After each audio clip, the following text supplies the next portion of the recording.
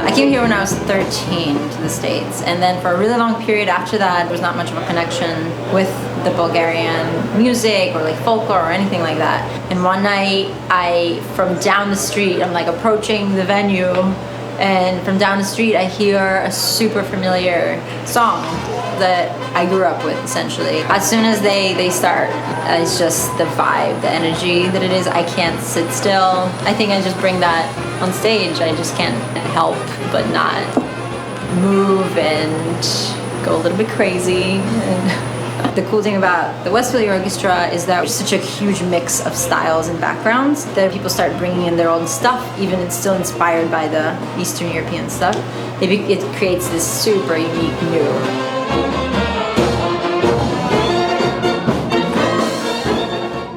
I grew up in Philadelphia. Philadelphia is a very rich musical city, cultural history of all kinds.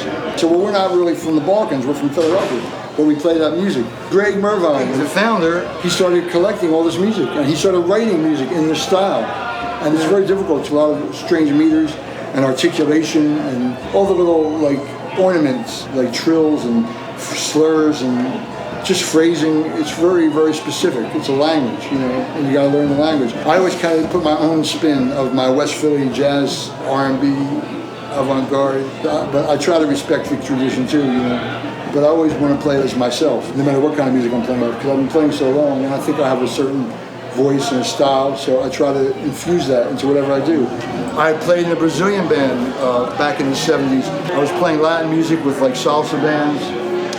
And I played in a Sephardic music band which played kind of mixture of ancient Jewish and Arabic music. And of course I've always been playing jazz and free improvisational music, which is really the love of music that brought me into playing music in the first place.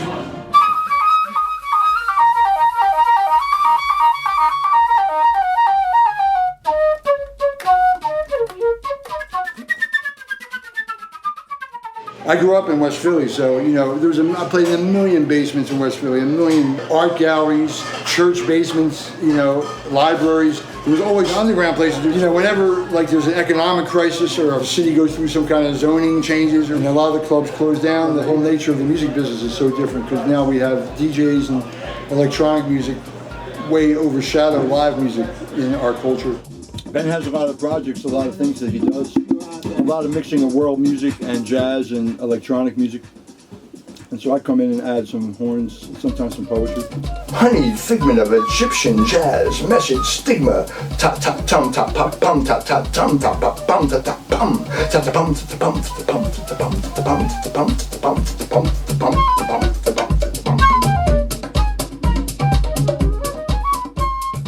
It's like house, but then it has like different international flavors, funky vibes from Philly to Afro kind of things, to Latin and techno and a little bit of everything, so it's very dynamic.